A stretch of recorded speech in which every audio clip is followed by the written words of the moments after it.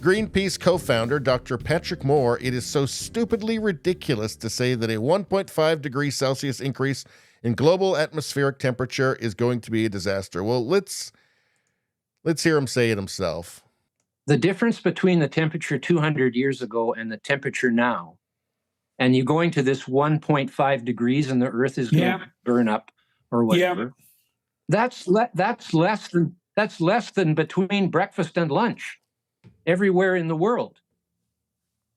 1.5 degrees Celsius.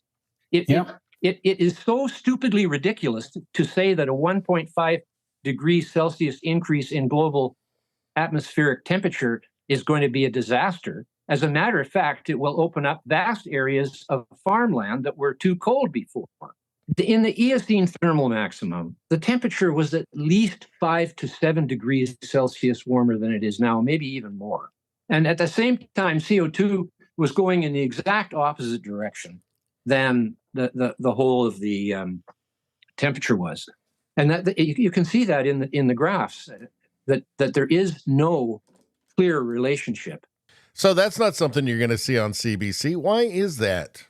Why is CBC never going to show you something like this? Why is CNN never, ever going to show you something like this?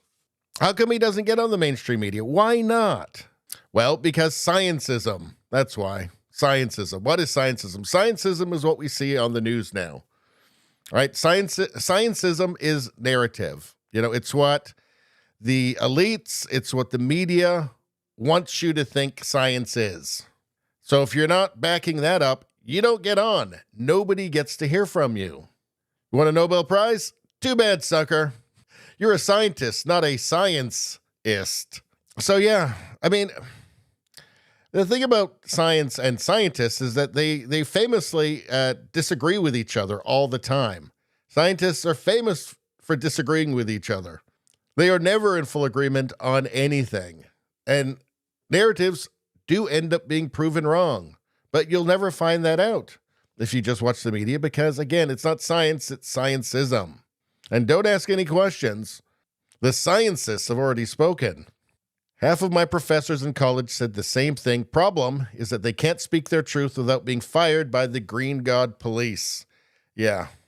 Climate catastrophe has always been a fairy story, a cultural tale of a new secular religion that defies all science. It has a fairy tale solution too, net zero, an irrational millenarian vision. Pushed relentlessly by elites, these fairy tales are as bad as capitalism is evil. Well, it seems to be that every bad idea now is undergirded by just Marxism. If you look underneath it, if you look under the rug, it's just Marxism there. Like Greta Thunberg. Greta Thunberg turns left and red. When climate activist Greta Thunberg, here, let's make this a little bit bigger. When climate activist Greta Thunberg appeared on the scene some years ago, the media celebrated her as a child hero intent on saving the Earth's environment. She scolded world elites for depriving her of her childhood. She didn't mention any of those children in the mines, in the mineral mines and rare metal mines that were being actually deprived of their childhood. But I don't know. We all felt so bad for Greta. An act that made her an overnight sensation. Time magazine selected her as its Person of the Year. Now, as the 19-year-old Swedish activist matures into adulthood, she is showing her true colors. And the color is red, not green. I think she's a little older, yes. So she's actually, I think, like 21 now. At a recent book launching in London, Greta shocked some observers by targeting the West's oppressive capitalist systems as the cause of all climate ills. That's right. So when you look under the hood, it's always Marxism there. Always, every single damn time.